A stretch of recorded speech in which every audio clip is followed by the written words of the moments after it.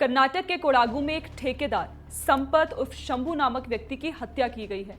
घटनास्थल और वाहन की प्रारंभिक जांच से पुलिस इस निष्कर्ष पर पहुंची कि संपत की हत्या कहीं और की गई थी, संभवतः कार के अंदर, और उसके शव को बाद में खाई में फेंक दिया गया। इस घटना में असल जानकारी ये है कि यह व्यक्ति कर्नाटक के मुख्यमंत्री सिद्धारमैया पर अंडे फेंकने की घटना में मुख्य आरोपी था। 2016 में जब सिद्धारमैया विपक्ष के नेता थे तो पुलिस ने सिद्धारमैया के काफिले पर अंडा फेंकने के आरोप में संपत को गिरफ्तार किया था और वह जमानत पर बाहर था। अब इस जानकारी का और इस घटना का आपस में कोई प्रत्यक्ष संबंध है या नहीं, यह फिलहाल कहा नहीं जा सकता, लेकिन शायद यह सवाल इसलिए भी रह रहकर उठ रहा है क्योंकि कांग्रेस शासित कर्नाटक में ऐसे कई घटनाक्रम सामने आए हैं जिन्होंने वहां की कांग्रेस सरकार की नीयत पर और वहां की कानून व्यवस्था पर सवाल उठाए हैं। इस मुद्दे पर आप हमारा ये वीडियो देखिए। Recently, a girl named Neha Hiremat was stabbed to death by his friend Fayaz in Karnataka. Why? Because the victim had firmly refused a love proposal from the accused, saying that he was from a different community. Notably, the victim's father, Niranjan Hiremat, is a Congress leader and councillor. The victim's father has openly claimed it's a love jihad case.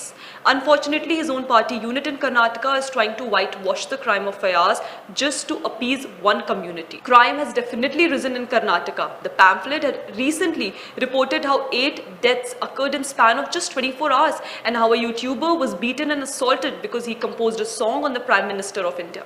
But what worse is that you try to hide the nature of the crime or intent of a criminal just because of political convenience, or it might upset your vote bank. For example, during 2013-18, when Congress was in power in Karnataka, IAS officer D.K. Ravi allegedly died of suicide at his official residence in 2015. However, speculations rose that he was killed for taking on the powerful sand mafia in Kolar, after which he was transferred to Bengaluru. But guess what? When faced with pointed questions, Siddaramaiah government leaked the case details of how the dead officer had made multiple calls to a female IAS officer before his death. A Congress leader even termed him a jilted lover. In 2016, Bengaluru Deputy SP M.K. Ganapathy allegedly committed suicide by hanging from a ceiling fan in a room in a lodge in Madikeri.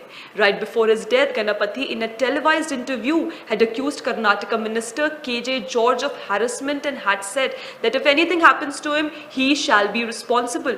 Later, the CBI booked then Karnataka Minister K.J. George for abatement of suicide. Although in 2019 he was given clean chit by the CBI, but even in this case, the Siddaramaiah government in 2016 had maligned the image of the deceased officer.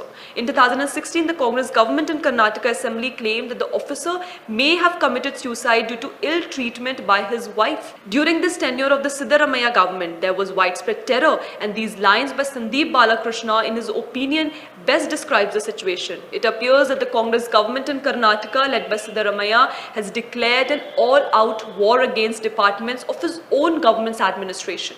In 2020, during the DJ Halli, KJ Halli riots, Muslim mobs rampaged the streets after a derogatory Facebook post on Prophet Muhammad by the relative of local Congress MLA Akhand Srinivas Murthy. In turn, the Muslim mobs burnt down the house of the Congress MLA, and even his brother's house was torched by Islamists. This Congress MLA, in a press conference, broke down in tears and said that he considered Muslims as my brothers and lived like one for the last 25 years, yet lost his 50-year-old house. And guess what? In 2023 Karnataka Assembly elections, this Congress MLA was denied the ticket by High Command. Why? Because it would have affected the vote bank. And let's not forget the recent case of Rameshwaram Cafe blast. The Congress initially tried to downplay it as cylinder blast and later even claimed that a BJP member was somehow involved in the case when the individual was just called by the investigating agency for questioning. Not just the Congress party, but even the lackeys of the liberal ecosystem like Rajdeep Sardesai tried to blame the BJP instead.